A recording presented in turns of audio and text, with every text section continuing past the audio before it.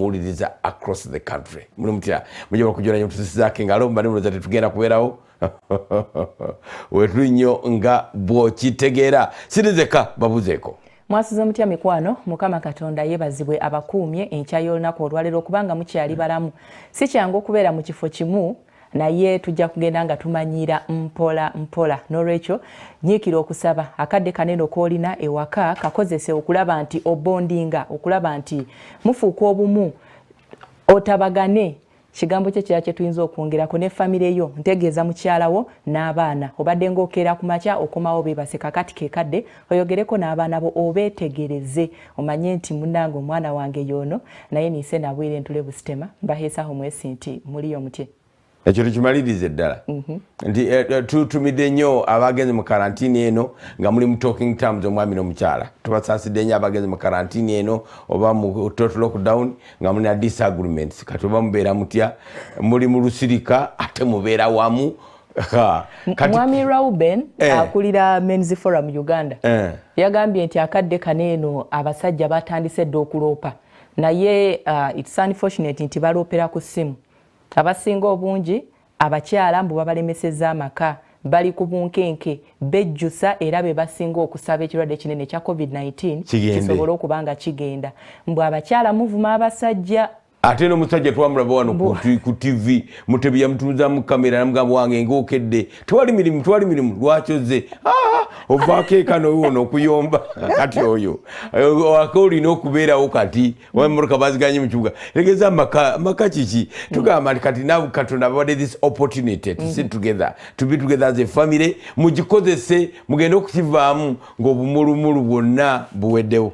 Njagala kusaba abakyala mubeeko n'obupande bwe muwanulayo ku bisenge bwe mwali mwatimba nga bulwa okulira n'omusajja omwavu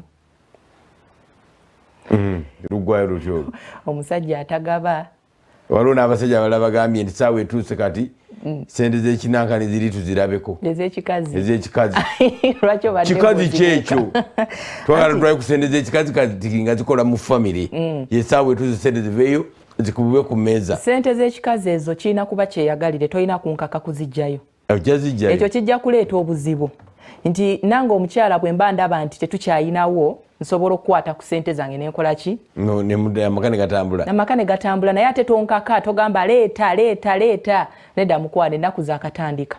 Nze omutima gwa maama tuba tuterese ngamba nti wati omusajja ono omwana wange omuto bwafunamu ka temperature nga siinaawo zigenda kumutambuza zinagula panado zinakola kyekikazi ekyo kyekikazi saawa etuuse nno ensi etabuse waliwo aweereza muneka musiki n'agamba abaana bagenda okuzaalibwa mu eno period bagenda kuyitibwa batya olina mugamba balina okubeerako covid kati waliwo oli eyazaaliddwa nga maama agenda kusaba lukusu atigamba kati abazaala kati ngamba banazaalibwa mu mwezi ogw'okumi covid yatandika mwaka guwedde pozi ng'ogamba nti ono abanazaalibwa after.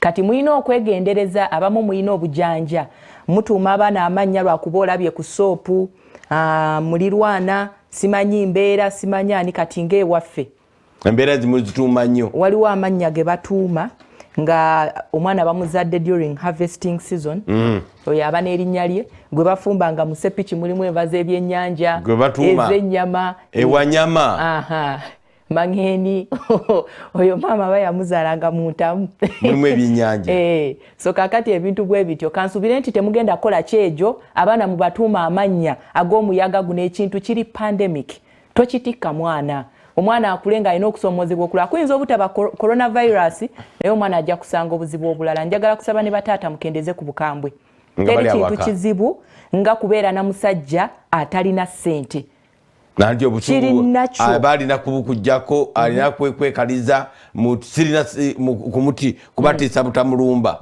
alina obatiisa butamulumba asobole okulumalako lunaku. Kati bulijjo okeera ku makya okomawo kiro ebbanga lino gavumenti lyekutuwadde oba ensi lyekutuwadde tubeereko naawe waka okambuwadde abaana ojja kubawa evidence nti oli musajja mubi kubanga waliyo bamaama abamu abatonotono abagamba abaana bamuna ekitawo takuweerera takola kati ate omwana bw'anaamala n'aloza ku bukambwe bwo kati ajja kulanga amanyi nti sirina taata wabula ninango. Fere kyatugamba nti abakyala babeera awaka bulijjo nga bawaayiriza abaami tebataata baabwe bakambwe nga bataata tebaliiwo katata bwobanga woli kano ke kadde okwewozaako sabulula obulimba obwo mu bikolwa sabulula obulimba obwo omwana ategere bulijjo mami gwayogerako nga siyono ono nga ndaba wakisa ono nga ndaba mwawufu ono nga ndaba a class above waliwo yampereza akafaananyi ka ensi mu 1919 ngeriyo Spanish flu ng'abantu bonna beesibye bu masiki 1919 after 100 years masiki bali babujeewo ensi yakula dda ensi eno ffe tuli obubi olwokuba ennyumba esose eyesimenti ku kyalo kyewammwe ezimbiddwa mu 1965 ensi natuuka ku kyaki ebungereza nga kyaki nene glamorous nga yazimbibwa ddi 300 to 400 AD emyaka 3 ku 4 nga mukama waffe nga yebyo ye kyaki ye York Archbishop Sentamu gyatuulamu naliyo ku mukolo nga bamutuuza nga Archbishop nga akapande kwekali built AD 300 to 400 kiswaza nti mu biseera byakati 2 omuli research technology ebikuze nga ki tuzimba amayumba naye negagwa after nga n'obugumu tebutuuseeko n'obulungi nga tebutuutuse naye nsebaddewo masikisa nja kukamuweereza Patrick akatulageko okay twagala okubanga tutandika kati ate okuyingira mu World Report kimanyi nti no muba musuze mweraliikirira mugamba ensi yatuuse etya bani abayitale balekeddeawo okufa mukama yeebazibwe abayitale bakendeezezza ku kufa report gituwe olunaku lweggulo abantu 93,115,957 bebadde n'ekirwadde kino ekya COVID-19 93,115,957 ate abafudde olunaku lweggulo okwetooloola ensi yonna babadde 47,245 that is as per yesterday kaka tugenda kubanga tulaba nsi ku nsi butya bwe bafiiriddwa olunaku lweggulo ensi eyasinze okufiirwa olunaku lweggulo yabadde Amerika yafiiriddwa abantu 149 149 omusajja yatugamba this is simple Chinese flu bwe yalowooza oba kyava kukuba nti bali eri baali batandise okukweka emiwendo aba China naye bukakafu tetulina nti bakweka 10 lwolwo okweigenda maaso ne Italy Italy nefiirwa abantu 727 Spain nefiirwa 923 Spain China nayo nefiirwa 7 nefunayo mbu abalwadde 36 Germany yafiiriddwa 156 abalwadde bameka abalwadde ba German babadde abeyongeddeko kakaaga mu 173 Bufaransa nefiirwa 509 neegattako bameka abalwadde 4,861 genda ku mulala Iran nefiirwa abantu 138 abalwadde 2,988 Bungereza gye mumanyi ennyo nefiirwa 563 waliwo ne dokita we Uganda yafudde oba Lakele oba babadde bannayuganda nga banasofa abakafa mu Bungereza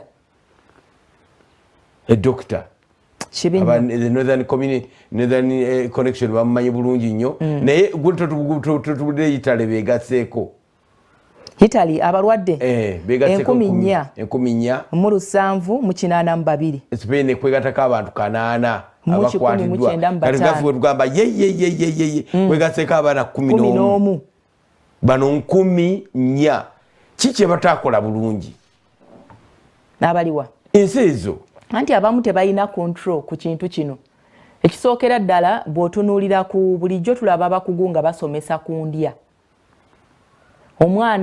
omwana immunity ye tugibuildinga nnyo nga muto okusookera ddala nga bwe mba ndi lubuto mba nina okuba careful n'ebyendya ate omwana bw'aba akula mu process eyo n'ebyemuwadde okulya bimuyambako okukola ebirungo n'eddagala lyennyini muli mu mubiri kati ng'ovudde ku ekyo ti abantu baneeno bo ndowooza be baleeta ekintu kinene ekya pain killers ffe tulwawo.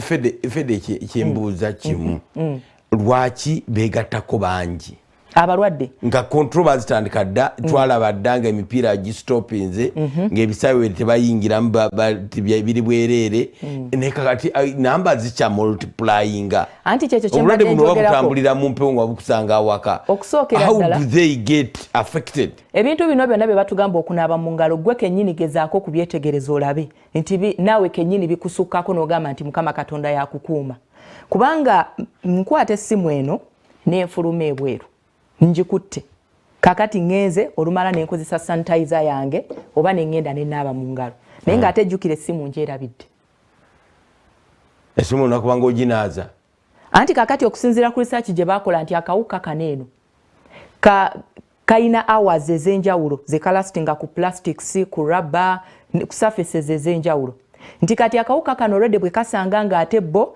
omubiri gwabwe immunity nafu bwe gubasanga nga balinamu ebirwadde bakadiwadda tebasobola kwerwanako abasinga obungi kyova olaba nti bali surprised luli yali Chloe emyaka 26 eyafa ne bagamba nti ate ono ye nga tabadde mulwadde nga tabadde ekibeewuunya okuba nti yali afudde nga tayinaamu kansa tayina diabetes n'ebirwadde ebirala bye bagamba oba bineno bi allergies tibisobola okuviirako omuntu okukola ki okufa. Kati nno waliwo omwana yafudde ebungereza eyo naye agenze mu maaso n'okubanga aleka ebibuuzo bingi mu bannansi b'eggwanga lino. Omwana yafudde akyali muto nnyo emyezi giri weeks 6 naye yafudde ekirwadde kino ekya COVID-19. Omwana wa weeks 6 babadde nga bazze bagamba nti abaana abato n'abakadde be basinga okukosebwa ekirwadde kino. So ndowooza bwe tutunulira majority abantu bano bo bakola dda ssente zaabwe ayinayo omwana we omu oba basatu ate bamala kukola ssente n'alyoka adda mu bintu by'okuzaala. Nkujjukiza nti omusumba abeera ku FM ssaawa 7 n'abeera ku TV ssaawa 8 nga asomesa atusiyigiriza ate nga atusabisa.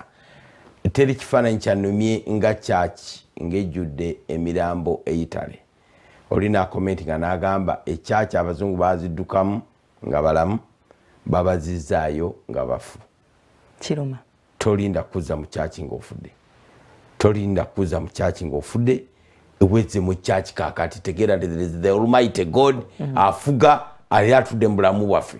Tolinda kuza mu kyaki ng'ejjudde bode bweti. Waliwo enzikiriza bazigalamiza nga nnene nga bagana okugigala ebitundu baate bakyamanyina gye biri. Waliwo enzikiriza emu gye mmanyi wano nga bw'oba obadde togenda mu kyaki era ne bakwetwazaayo ng'ofudde bamala kutanza.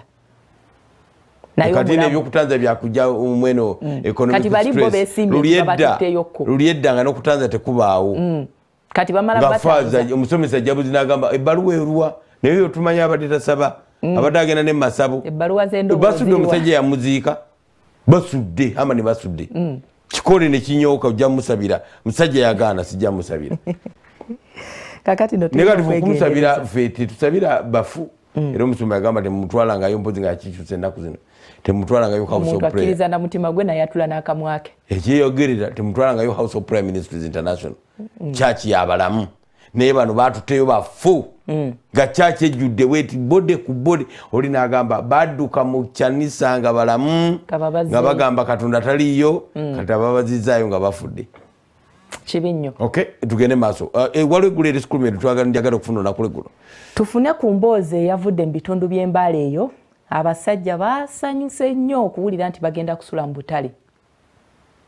Ebyo nno we bijjidde mu Bufalansa bagenda mu maaso n'okuteekawo ku centers ez'enjawulo. In fact bagambye bagenda kufuna hotels bateekemu ba victims of domestic violence.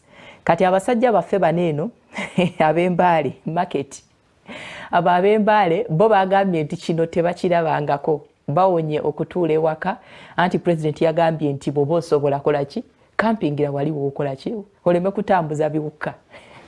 Essanyu eriri ku basajja bakolera mu katale akambale Central Market erabwangako basanyukidde ky'omukulembeze w'eggwanga Yoweri Kaguta Museveni okutegeeza nti abantu bonna abakolera mu butale tebalina kudda waka okumala ennaku 14 ng'erimu ku makubo agatunuliddwa okulwanyisa ekirwadde kya COVID-19 obutasaasaana abasajja ekibalese nga basanyufu. That movement between workplace to home and back is part of the problem. How are the people you left at home? And how do you move to work if there is no public transport? Be only in one place for 14 days and we shall see what is happening. Kukola mukatale kugona mukatale bakona kivugirisa ko kubanga kiri kidwera ku bantu kulwanisa engeri zikuzokwendeza mu bulwale bwa COVID-19 akikugona munoke ngonada batemulire muno bazitiye muno afazaze ntirengo wabula waddenga kyo ekyokukoma mita nnyo okuva ku mutunzi okudda ku mulala kikyali kizibu nnyo mu butale buno wabula nga ki ekyokunaaba mu ngalo eri abo abayingira bagezezzaako okukituukiriza. Bwe tuvudde nitwolekedde ku poliisi ey'Embale gye tusanze abantu abakwatiddwa n'ebidduka byabwe eby'obwannannyini. Ku poliisi wano ne kansala Mafabi Michael akiikirira eggombolola ey'abufumbo wabadde nga yemulugunya olw'abaserikale mu ggombolola eno abakutte ababoodaboda ababadde batwala ebifuluusi by'emmere. Kujja mu ofisi ya DPC okumubuuza naye era naye ng'ali kungamba ekigambo kimu nti ekiteebukizo wakola ki okutambula. Abadde baagala okufuna ensimbi okuva ku byuma bya banka bikawanda nsimbi ebya ATM kibaweddeko ekimu bwe kizibamye nga babadde baagala bazikozesa okugula ebyetaagisa gamba ng'emmere n'ebirala mu kaseera kano. Batubuulire oba ssente temuli mu banka tuddeyo ewaka. Ate yo epalisa abavubuka basabye gavumenti ebasonyiwe bwe badidde obutimba obw'ensiri babaweebwa ne batandika okubuvubisa ebyennyanja mu lusalo ekintu ate eky'obulabe. Tusandukusano tufune sente gy'ebitaano tubaawo ng'abantu omuzaire abawule sente gyefuizi tuyiza munyera muntu tukolanike tufune akasente ne twewala wiibi.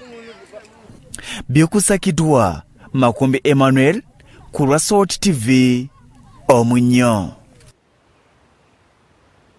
Tukumukulisizaayo Makumbi yebale nnyo story eyo abasajja ekyo kibi ate okusanyukira mu bizibu nga bitutuuseeko batugambye temuddaka ate gwe nosanyuka busanyusi ekisinziire ewaka kiki ekiriyo olina okusanyukira nti batugambye tubeere waka nofuna emirembe nate bwobanga osanyukira kutsibula mu katale tukwewunyiza nnyo omusajja musajja gwe tukwewunyiza nnyo amazima genyini. Okay, twagala okubanga tusese tukamangu okuyingira empapula z'amawulire ate bwe tunagavaamu Robert Mutebi asimbudde agenze mu kibuga kulaba ekibuga nga bwe kiri twagala okugatandika kati amawulire gaffe nga bwe galabise olupapula lwa Daily Monitor era bwe tulabise COVID pain raises medicine prices tebbeeyi y'eddagala kati erinnya wangi mpozi enteekateeka ya gavumenti ey'okugaba emmere President Museveni yategeeza nti bagenda kubanga bagabira bannayuganda emmere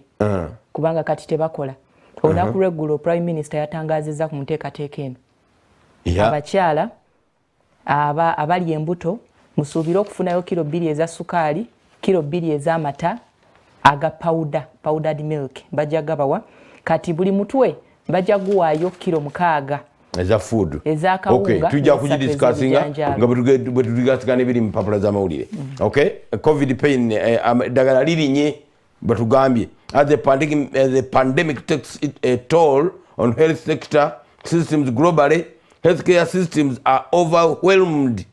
Eddagala lirina kulinnya lyokka kati bagamba kati buli muntu asaba ddagala kati mpaayo kano naye ng'ate ekyo baakigaana teri muntu akkirizibwa kwejjanjaba kubanga waliwo eddagala erimu eryayogerwako nti lisobola okuwonya ekirwadde kino naye ng'ate tolishuwa oba sayinzi ezo z'olina za kirwadde. Tuzze tulaba abantu banjawulo mubalabye nga mawulire gaffe ng'abantu babadduka oyo alina COVID alina ki bantu batabuse bawali gwe bakubye omusajja waliwo empapula zirina nga yaligenda banna ensi etabuse. Okay, waliwo omukyala bamukulaze ku front page nga okusula mu katale mama yaleese n'akatimba k'ensiri of course ensiri zijja balumirayo era balina kusula mu butimba bwa nsiri tubagamba naye abasajja mulaba omukyala ng'asuze wano ate gwe sula walala tomulinaana ate abayitaaga protection security ku gate ebeerako.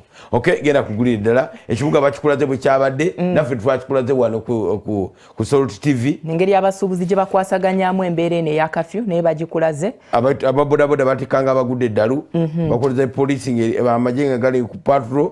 President Museveni agamba nti okukebera muntu ku muntu kiyinza okutwala ensimbi mpitirivu ze tutayina. Obutitimbe ndaba wana abantu nga basimbye era nga amawulire gaffe gabadde nga basimbye ku bimya ba bank. Naye kati ono wa boda tebayinza muvunaana. Ate government president yabagambye mutwale emigugu. Ne babagamba batikke batyo. Overloading. President yabatadde ebyo tukatawaanya. Ebimotoka by'amanda osanga bijjudde mu kkubo kati kyabiyisa be baliko. Abagagga nabo si basiru. Ebaguze bu pick up. Hariho pick up ze bakkiriza. Mukaga atulawa kandi emmotoka mayikate bagikiriza ne pick up bagikiriza. Kali baguze pick up baguze ezimu batumize emmotoka zaabwe. Emmotoka yange girete. Hari ne emmotoka ezinene kanta mwagendera okukola. Sibu abantu bokola kino nga bakola kino tugamba ate mujja kugazaawo ebirala. Temwetantala. Omusajja avuddeyo mu mayuni omulabye. Mukulu Ken Lucyamuzi akyali mulamu akyali fit and active. Kitegeeza ni constituency ajagala. Equity Bank bakulaze wano nga bali ku line abantu balina kye bajjayo ne bakolagana obusuubuzi n'abasuubuzi katale k'Ebusega. Bakulaze wanene abasawo bagamba nti batandise okudduka abalwadde abalina COVID-19. Naye abamu abadde badduka abalwadde be babadde tebalina bikozesebwa. President yakyogeddeko mugenda kubanga muweebwa anti ne ministry yasabye ssente. Ni waliwo ne yabadde sukali from Kaliro Sugar. Naye oyo agenda mu malwaliro. Wabasawo. Anti era mu malwaliro si waka. Waabwe. Eka. Ate malwaliro bamugabira yani. Waliyo abalwadde. Waliyo abazaala, waliyo ab'emisujja. Sure, bagambye waabwe. Banaye abalwadde tetubakyalira kati. Munanga abalwadde abasawo. Abasibe be baata. Abasawo Uganda nga bw'ogimanyi tenaba wa ssente zimala. Bano abantu bakola mu crisis kati. Ministry ya Kasawo. Bano bafuna allowance nenne ne walabi health nti bagisiza bano bagaba ssente za coronavirus. Health gye bawadde ssente ntono. Security gye bawadde nyingi. So bano abantu abewaddeyo okukola mu kiseera ekizibu. Bano babawa emisaala emisava Katonda bwamuyambi coronavirus n'aggwa nga awedde ng'ekyekumi atwala kya bukadde. Kituufu. Kubanga era beewaayo kuba kwewaayo. Kwewadde sukali yavudde Kaliro bagambe bagenda mugabana. Abasawo abali kugure abakola kujjanjaba abantu. Ebbula ly'eddagala bongedde okulirambulula wano bagamba nti ate egulire olibuuse government to provide maize flour beans to vulnerable people. Weno ogambe bagenda bakufuna mmeka? Bajja bawa kilo 6. Prime Minister yagambye buli mutwe kilo 6 ez'akawunga ne 3 ez'ebijanjaalo. Kati simanyi oba buli mutwe kitegeeza omutwe gwa maama ogwa taata oba abala gwa taata. Agwe kitegeeza. Otegeeza nina family y'abantu 5 ze kira 3. Mukaaga ze kira 3. Abazaala abatono twejjusa. Ati era onoli eyazaala abangi era ali ku ttabu era. Ate ttabu etya ajja kuba akukumbye buli mutwe kilo 6.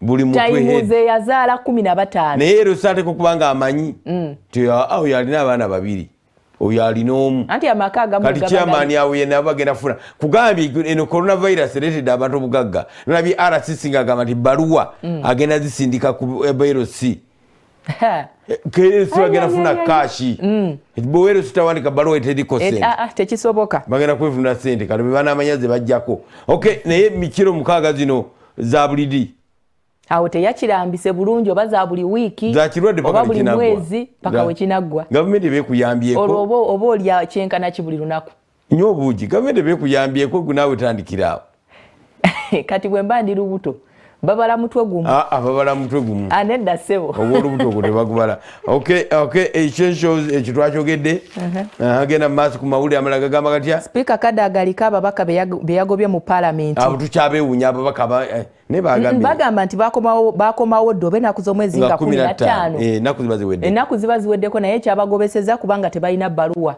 ziboogerako kuba omuntu waba amaliriza kati nga bano bakuwa ebbaluwa eraga nti kakati gwe omaliriza karantini toliko buzibu bwonna ekyo kyaleese obuzibu kyawukanako ku kyatiku Honorable Atiku luli eriye yabagamba nti yesiffe tewanayita na wiiki naye ajja nga yeegasse mu batono bamutte uno omusajja yanyumiza kafyu ndabye ebifaananyi ku social media nga bagamba police brutality simanyi biki bannange kafyu atiisa kafyu tulina ogiwa ekitiibwa ffe tutusobola nga ne sitiika za gavumenti tuzirina naye bagambye there is kafyu era tujja kusooka kufuna clarification from omukulu wa poliisi. Mwami Onyango yakyogedde olunaku lw'eggulo nti sitiika tekitegeeza nti tatayaaya yisa ssaawa emu eya kafyu. Yes.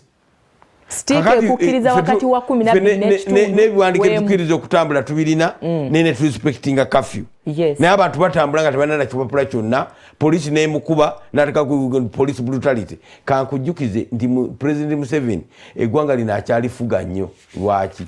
Kubanga nze ekisa ekiri mu kafyu sikirabanga nako.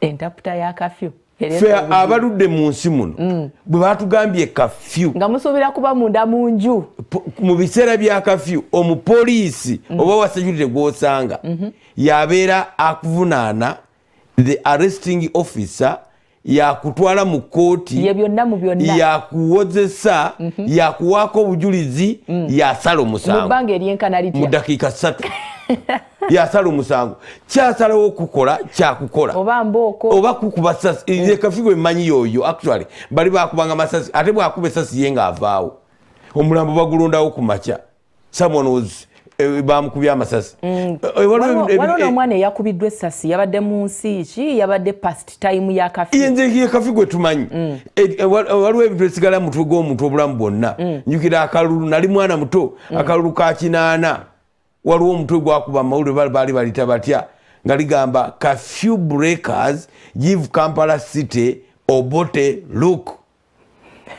Twali mu biseera bya kafunga biboli kakati tugenda oggolokuka ku makya nga buli nnyumba mu Kampala eyo wa DP ey'Abaganda bataagalira UPC nga buli nnyumba yonna eriko ekipande kya UPC ate si kimu awamu nga batuka wa DP gwe bamanyi nga batimbawo byonna kikwate kati kubanga tikati naliri nga bwe liri kati tokkiza okukwata ku kipande omuntu omugamba ng'akireeta totimba wano ne wabalo kitimbawo toyinza kijjawo ng'ekibuga kyonna kiriwo ekiti n'oluguudo lw'Obote. Curfew breakers give Kampala city Obote look. Kitegeza nti bwayitawa mu curfew okutimba ebipande nze kafyu gwe tumanyi abantu tebatambulirako ddala wali yagambye batugambye bw'oba oli mu compound yo oyo mupya kafyu bw'oba oli mu compound yo no problem oyo mupya obuzibu bujja kubaawo ng'oyingidde luguudo kafyu gwe tumanyi tokkirizibwa kufuluma bweru kasitola bibango ofulumiwe bweru omenye kafyu oli yagambye n'abalengedde n'enziruka ne bakimye mu nju ye wamenye kafyu kafyu bwe mmanyi tekuba masannyalaze nembu kafyu atandise nga tuli ku TV tulaba Museveni ayogera ate TV etya nedda kaakati Antono sidduka era ng'oli bw'alengera ettaala ng'amanya nga bajja ku nyumba and they don't knock bayingira buyingizi they break in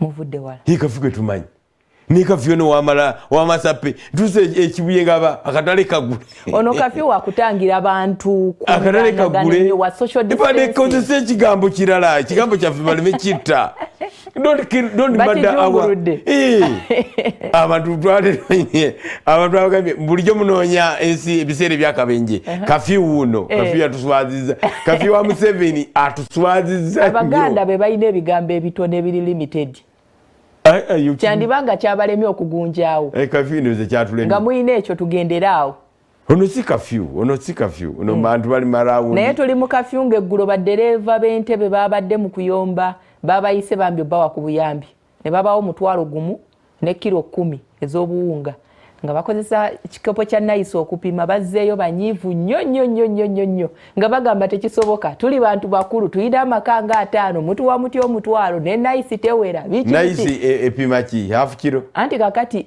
nayisi babala paka kilo 10 wezigwera bo bagamba nti epima half naye nga actually ebeera ntono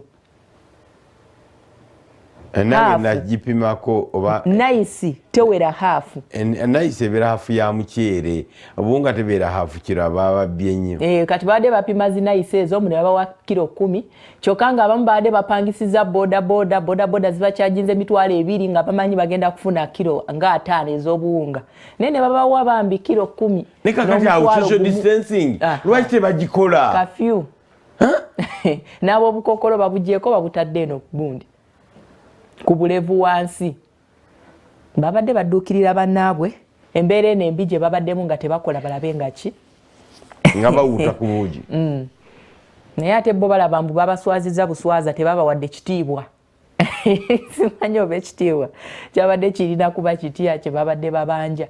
Waliyo n'awalala abatandise okutabuka stages zaabwe ezo babadde nga lwaki babalese nga abalala babayise idiot anti emmotoka eyo yabadde ng'etambula babadde nga tebakuŋŋanira mu kifo kimu kati babadde ngako balina we batuuka ne basoma amannya ag'abaddereeva emmotoka eyo gy'olabye eyo ng'etambula butambuze si bonna nti babayise mujje musimbe layini kati abo boolabye bali awo nga beekuŋŋaanyizza be bamu ku babadde baagala okufuna emirundi ebiri nabo bagamba ffe tulina amaka ga mirundi egyo kati okumpaako ntwalire namba emu namba bbiri tajja kunsavinga saidi emu social distancing genda maaso ebbula ly'emmere wakati w'ekirwadde kya covid-19 baliwandiiseeko wano bakulaze abakyala bino binyeebwa bijanjaalo kale naye byonna tebikyagulika babyongeza bbeeyi. Bosi wa LC5 wuno waneeno bamuwandiiseeko Pulezidenti Museveni gwe yalagidde akolebweko akuba atya mu Uganda oluyi. Bwakyaliwo obuzibu abakyala tebali respected enough. Yamukubye kuma yabadde mukyala. That's what I think. Of course ne bara DC balumya kamunguluzi. Bato? Bara DC ayinza okwesiba kusibu. Ate oba omukulu yabadde amaze okwogera kyabadde kiragire emmotoka zonna naye nga olina okumanya nti abaako ekimuwaga teri RDC wakusaaga kabeere muto atya RDC abamanyi nti president watali yes abamanyi nti president mu kitundu ekyo kakati ono yamwesibyeko yagana emmotoka mugitwala kukola mirimu bya corona covid-19 nange gyendiko ngekulembedde egenda erangirira simanyi mukole mutya nga yavaako emabega simanyi akola atya ezo emmotoka twaze bulijjo tuginoonya gipaakinge ku district. Abantu tebaagala bwagazi nakuwaayo abamu abaziwaddeyo amafuta tebagize tebalina kuteekamu pulezidenti yanozisakira amafuta ajja gafuna yagambye emmotoka 10 zayagala naga nti singa agamba factory ate factory tezimanyi kikyentegeeza awo yaziragidde era nolwadde tukeerankeera nga wano ku soluti batandika kuzireeta oba kamera nga zigenda factory Riham ewaddeyo Coca-Cola ewaddeyo kiyabadde ategeeza naye twetaaga kuddamu kubaddiramu anti nabo balindiridde bagamba nti bino we binaggwa bizinesi enaaba ekyaliwo. Factories yagambye tulina factories 15 buli factory tuwe emmotoka emu. Amawulire ag'ennaku abantu abalina ebirwadde by'emitima bagamba nti bali ku risiki y'amaanyi okufuna ekirwadde kino ekya covid-19 kitegeeza nti gwe wennyini weekolemu omulimu bw'oba olinamuko ka allergy oba otera okuwuliramuko obuzibu mu kussa oba ki ekintu ekyekuusa ku mutima sigala ewaka totambula gwe kennyini tandika okwekolako medication. Amawulire mangi naye tetugenda kubanga tugasiba mu busiibi mu Kenya Police West to use service ghetto youth bwogiyita from crime abageto youth bwe balabise amawulire mwegali mangi nnyo ojja kubanga ogasomamu mpolampola. Police brutality. As you talk about police brutality, namwe naffe tugezeko okulaba tubeera mu mateeka. Tutenda aba LDU baawano naye bannanga ab'ebyokwerinda ab'eggwanga erya Kenya bakuba. Ate abayindi ate bo bavudde mu kukuba. Abayindi ate betulabako Onyango yannyonnyodde bulungi omukulu Onyango yagambye nti tabu gye mulina amalala yagambye nti nze emmotoka era nze nga bwenvuga mu kibuga ntambula butambuzi njijayo foroma lyange mukulu genda ontegedde ne bagamba nti senga mufuna katase eyogera n'abantu poliisi bulungi bo batuwa obugera nabo ayagala tebayinza kubaleka tebayinza kubagaana kuyitawo n'ekikulu mwe mujja n'amalala gammwe gonna wuuyo mujja n'amalala gammwe gonna kiki nze ndi wa salt ye olusi salt takiwulirangako amanyi salt era bwe yagambye amanyi salt era ke yakinyonnyodde ekyo kyawedde kati salt munyo yabadde mwami Ofono Opondo eyagambye ekyo amayisa olutumunyo kaliwo omunyonyola ati rediyo ng'embooko yakabye edda babadde abakulu abo bansesezza jjo nagenze mu press conference eyo ate bwe natuuse nga bavudde mu press conference ate bankubira kajambo but they are good friends of my Fred Enanga n'oli omukulu Piara wa prisons Bayine hello yagambye nti my arms are open to receive abo bonna abalowooza nti tebasobola kukwatibwa kati olw'okuba mbu tuli mu kirwadde kya COVID-19.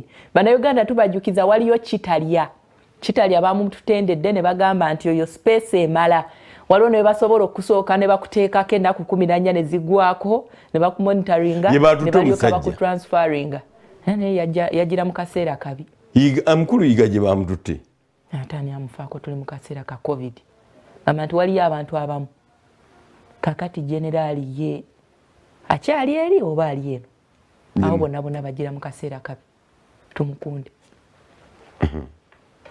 mukulu yiga bamusibye abizaayo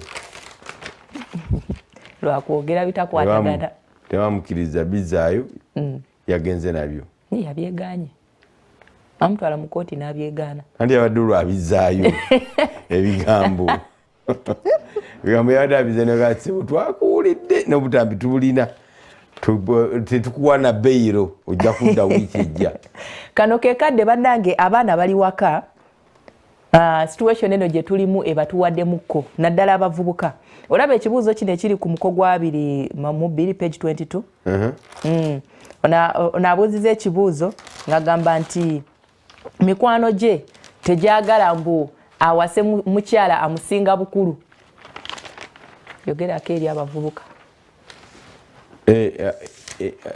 mikwano gye gimugaana ye nga ye okuwasa omukyala amusinga obukulu muvubuka muto nayagala kuwasa amusinga obukulu naye mukyala wuwe twagala omuwa ekyokulabirako ekya pulezidenti wa Bufalansa ali mirembe gulu balaba bakayana yali amuzaaliddeko tebagala mwana bajja kwadde kutinga ati gwe mulowooza nti abantu bafumbirwa lw'abaana yagala gamba nti abakyala abali mufumbo nga Katonda teyabawa abaana obanga sitaani abeekiikamu baffe nedda kakati ekintu kino waliwo ekintu kyogwamu ng'olabye ekirabe oli agendayo nga tayagala baana era tannamufuna relationships ezisinga naddala mu abavubuka n'omulangira w'Ebungereza gwe yawasa omukyala amusingako obukulu oli pulezidenti w'Obufalansa bamuwakali kazunza mitwe omuntu akusomeseza akujje mu ssomero ate omaze okusoma nti ate munange gwe maama w'abaana nti ate kino abazadde obufumbo babugaana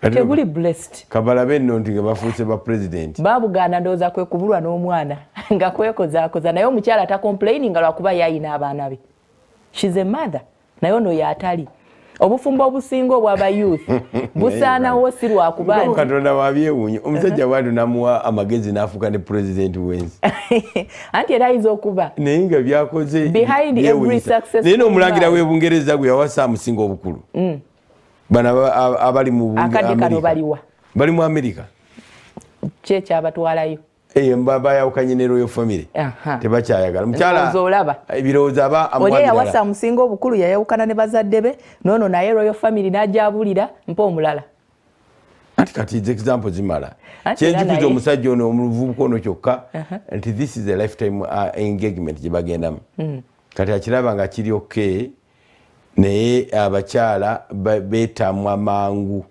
bakoowa mangu nalekatisa bazaala nga famire agiraba mu baana ng'omwami takyamulabawo kakati ate bw'abanga n'okusingako akusingako obukulu ate kati Steven Wasi kubanga olaba omukyala abo baba bamusingako emyaka 3-4 era webatuukira mu myaka 4 it becoming a problem tukuwa amagezi no gabwerere gano nga tugamba nti ekiwandibadde weerowoozaako nnyo kubanga mukyala ajja kubanga getting tired mangu n'akadde kajja kutuuka nga wemutambula mu kkubo osanga kyaliwo n'agamba leero tambudde ne maamawo mbayo ku mawulire ag'ebweru ne bwere walimu tulinda Robert Mutebi yasimbudde egenda mu kibuga otubulira bwe kifaanana tetujja kubanga tumufunye bwe tuba tubufunye tujja kuba tubamutuusaako. Ekibuga teweerabira kibadde kiri mu kafyu ennaku zino. Kafyu kitegeeza tutambula, no movement at all okuva ku ssaawa 10 ssaawa emu olweggulo saa moja ya usiku paka saa 12 n'ekitundu. Yakireeze nnyo, yandibadde kafyu akoma ku ssaawa 12. Nanti ndowooza era baagadde kutangira babbi nga batebereza nti 12 kitundu awo wakiri obudde buba butandise okukola ki? Okuta. Naye wali eri mu kazikiza 12 baba manyi nti bakifeesi baba bajja kuteega abantu bagikozesenga opportunity. Bwe tugendako ebweru katusooke tujjawo bino ebiri mu lupapula lwa Independent. Lufulumira Bungereza bivudde mu bakugu. Abakugu bagamba nti engeri y'okulwanyisaamu ekirwadde kino gw'atannakifuna kola bino wammanga. Ekisookera ddala bw'owulira omuntu alina obubonero obwo obwogerwako, omuntu alina high temperature, omuntu akolola, tomuliraana ng'abasawo tebanaba kumukebera, kiyinza okuba ekirwadde kino ekya COVID-19. Bagambye nti mulekeraawo okukozesa entambula ey'olukale eyo pulezidenti yagiwera mu ggwanga lyaffe teriimu. Naye bagamba nti eno nayo evuddeko akanyambirige k'amaanyi mu kusaasaanya ekirwadde kino. Bagambye abantu wekibeera kisoboka mukolere ewaka okuggyako nga kikwetaagisa nnyo bw'oba otambula okugenda mu ofiisi, ensonga eri emu yokka nti kiyinza okukubeerera ekizibu okudisinfectinga ebintu byonna byonna ebiri mu ofiisi yo by'ogenda okugenda ng'okwatakwatako, kubanga oyinza okwerabira mu kadde akatono n'okwata mu maaso, mu matu oba mu kamwa n'obifuna. Kakati bagamba nti ebintu bya bulijjo, emmere n'eddagala bye tusinga okwetaaga, naye singa kibadde kisoboka twandibadde nga tu orderinga online ne bakola delivery, nti omuntu bw'akuteerawo ekitereke kozesa disinfectant olyoka okikwateko. Ekyo kijja tuyambako okukendeeza. Anti kakati container packaging ono aba akirese naye toli sure. Anti akirese ajja ayambadde gloves. Kati gwe olina gloves era bakimuwa nga bakimuwa nga ayambadde gloves nedda. Kitegeeza akikwatako. Very very risky. Kati ne gloves bakireta ayambadde gloves ng'avuga emmotoka, bw'atuuka gloves n'aziggyako n'akikwata n'akikukwanga. Kati jjukira process y'okugyamu gloves. Oba ne bw'aba zisigazza. Susan yatulaze engeri mu health and lifestyle engeri gy'ozigyamu nga tozikutteeko. Kati tetuli sure nti ono agenda okudeliveringa naye yakiyize. Kati n'obijjawo. Kati bw'obijjawo n'ogenda n'onaaba. Bw'obijjawo n'ogenda n'onaaba n'olyoka okwata ku ekyo kye weetaaga kyennyini ekiri munda. Ate ne container nayo eyagikutteko tomanyi wayabadde. Kakati yo byonna kavuyo. This is terrible. Bagambye nti mulekeraawo enkuŋŋaana ne bwe ziba za famire. Ebitwavaayo dda. Ebitwavaayo dda gye batuyumiza ffe twayitayo dda. Eyo bali mawulire ki? Independent. N'okuziika nalabye okuziika yo nga kuliko abantu 10 ate nga muntu wakitiibwa. Naye kakati Ssekiboobo naye ayifoma Ssekiboobo ndoza naye agenda kuziikibwa lunaku lwa leero bankya. Era ojja kulaba nga abantu waliyo 10. Bagenza okuziika. Waliwo omwana yafiirwa ddali we ennaku ez'abantu nga basatira era tugende ne mbagamba are you mad? Government yagambye famire okuziika kati kwa famire issue ate si famire yonna wabula abo abakwatibwako bokka. Butereevu. 10 people bebaziika abantu. Okukungu baganga muliwo 10 mwekka. Ne mulumbe bwe babadde 5. Kati banange mbemba buuza bw'obanga omuntu afudde amazima gennyini lwaki mukyamulwisaawo ennaku ennyingi 3 zaaki. Anti oli kubadde nga kulinda mwana ali gindi ajja naye kati tikira nti ensi zonna zagaddewo. Ebisaawe byonna biggale. Omuntu afe leero enkyaziikibwe excuse me. Waliwo ekibuuzo kye wabuuzizza wali nga tutandika. Lwaki ekirwadde kyeyongedde nnyo mu mawanga gana? Yes, nkyagala okimanyi. Waliwo okunoonyereza okwakoleddwa abakugu. Kukuno waneeno kulaga nti coronavirus asobola okuva ku kapa emu n'agenda ku ndala. Kapa si etambuza ku 14. Anti kakati bw'otunuulira abantu baffe bano. Amerika kuripooti control tukomizeyo control ngono bwayogera. Abakwatiddwa komyawo top bano abawaggulu. Bantu 12 babusangawa bikiikyo. Look. Seko wansi abantu basome tebo nga bwesoma abambalabula bifigures ako. Total cases, new cases. Emitwalo 7 mu 6 besisinkanyibwa. Anti kati mbadde nkireeta bwe nti abakugu bagamba nti kapa esobola okusiiga kapa ginne waayo obulwadde bunene obwa covid naye bakyanoonyereza oba ate kapa esobola okusiiga omuntu. Kitegeeza nti bwe wabaawo possibility yonna yonna singa weeri nti ekirwadde kino kisobola okuva ku kapa ne kigenda ku muntu, eyo naye eyinza okuba kooza endala. Bw'otunuulira bannaffe bano ng'ovudde ku ffe bannayuganda, bupekisi bwabwe ogenda okulaba oli basiiba banywegera ebisolo byabwe. Ate jjukira nti delicate parts ze batugambye ekirwadde kinene mwe kiyita kamwa, matu, bazikola batya? Basiba bazikwatiridde mu ngalo olumala ne yeetakula n'akola atya eno kapa yange. Era twalaba oli eri emiriro we gyali gisalako eggwanga erya Australia nti buli muntu yadduka nga ataase kapa ye, ataase embwa ye ng'olugifuna haaga na kuginywegera. So kakati bwe kiba nti ekirwadde kino kisobola okuva ku kisolo ne kikwata omuntu, ekyo nakyo kyandibanga kye kimu kukyongeddemu emiwendo gy'abantu bano okubanga bafuna ekirwadde kya COVID-19. Okwo kunoonyereza ko kwamaze okubanga kukolebwa era nga aba Harbin Veterinary Research Institute mu ggwanga erya China ekirwadde kino gye kyasibuka be baakoze okunoonyereza kuno ne bakizuula nti kituufu ekirwadde kino kisobola okubanga kikwata kapa emu okudda ku ndala. Naye ng'ate ekyewuunyisa bagamba nti embwa, enkoko, embizzi n'embaata bino ate byo tekisoboka kubanga bisobola okubanga byesiga ekirwadde kino ekya covid. Olwegulire twalabye wano mu Bunaayira oba twaliise tutya mwadde ensolo nga ziwambye twandiririrabyemu ng'ebiriga byavudde ne biyiika ku kkubo. Abinoonya kyakulya nga monkeys bwe zaakola. Olina gundi awe yaago nze okwange tujja kuliteekateeka tulirabe mu maaso kaawo. Endiga zaavuddeyo ne ziyiika ku kkubo nga ziratta bulasi zigamba ffe tuliko mu Bunaayira oba Scotland oba Wales oba luddawa nga ningamba ensi etabuse nnyo kaakati. Era Bungereza ye wali omwana owa weeks 6 eyafudde ekirwadde kino ekya COVID-19. N'asatiza ensi. Kati nno eyo nga tuvuddeyo bawandiise ku ggwanga erya Bufaransa ne bagamba nti embeera si nnungi. Abantu ate abatandise okubanga abanoonya obuyambi obw'amangu be bafumbo. Kati ate abafumbo abanoonya obuyambi nga result eva ku domestic violence beeyongedde okukira abo abanoonya obuyambi bwa coronavirus. Abasajja n'abakyala bakakkana ku bannaabwe ne babatuusaako obuvune. Bakyanoonyereza kiki ekivuddeko embeera eyo naye bakyateebereza nti kyandibanga kiva ku COVID-19.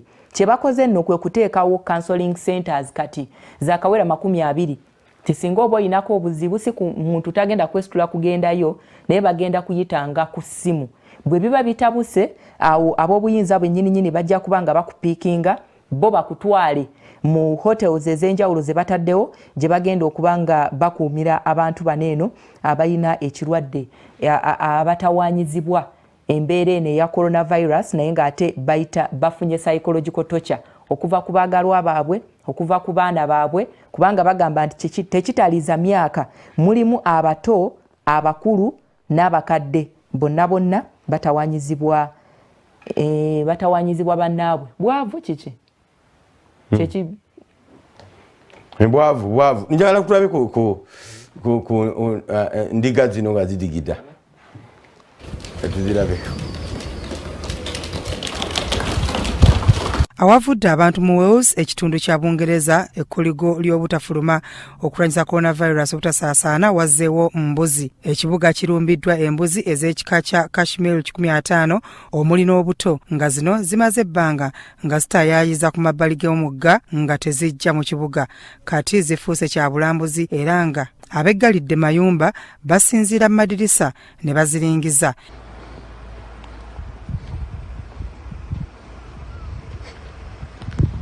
Embuzi eza Kashmir zivaako omwoya ogweyambisibwa okukola engoye ezibuguma ezambalwa mu biseera eby'obutiti. Zaaleetebwa mu biseera bya Nnabakyala Victoria wakati w'omwaka 1837 ne 1901 okukola engoye ezibuguma.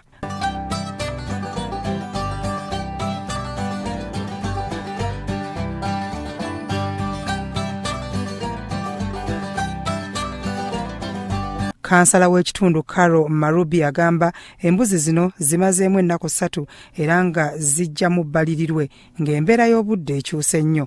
Abatuuze abamu bakisaagiddemu nga bagamba nti ekitundu kifunye abakulembeze abapya abandiddukanya ekibuga okusinga ab'ekibiina kya Conservative ekifuga Bungereza.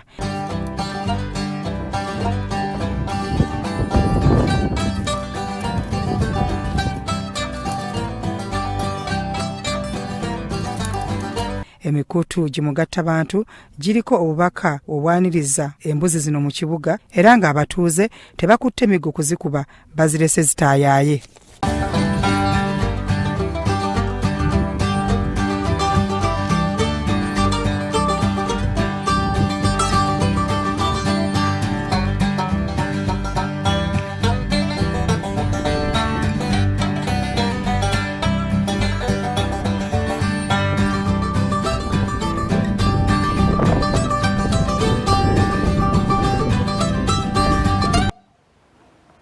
Emiti egyo gyolaba ng'emikalu mwana tusimikalu effects of winter tabalekera kintu kyonna byonna bikala emiti neji shading ebikola byonna nebigwa gibwatula abaganda bwe batula kigamba kireza n'emivulo gino gyane bali gye Bungereza sikwasizo ne mujijja n'embikola byonna nebigwako noza n'okukala gwakala ne Bungereza emiti kati bwe gitwe giri kati awaddako wana awajja ebiseera bigenda kuba byankuba kuno mwezi sigwakuna enkwegera kubanga etonya nnyo butasalako n'akasana katandika okujja actually ebadde etonya na wano gonna omwezi ogwokusatu kati akasana katandika okulingiza mpola olukoddeyo mu Europe nga yonna ya green katonda bwatu byatona ensi ye yaabwe tukako ekiseera naye kala yonna muzira ne gwefuga wonna ate akatundu ne kajja ka spring ne balaka bayingira kasama.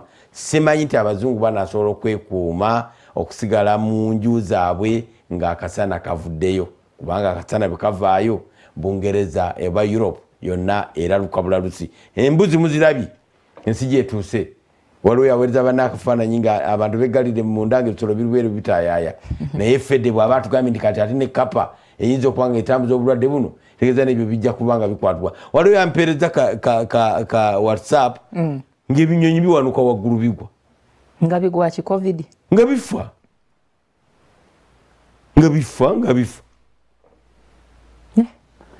toba twolekedde akatyabaga ebinyonyi biba bitandise okufa nga tamanyi kiriwo ninga bifa. Tetuyinza gamba nti njala ebinyonyi byeriisa. Okay. Tugenda kubanga tugendako mukumulamu katono bwe tunadda Robert Mutebi wetumufuna bonna tujja kubanga tumusuulako tusubirayo n'omugenyi tovaawo.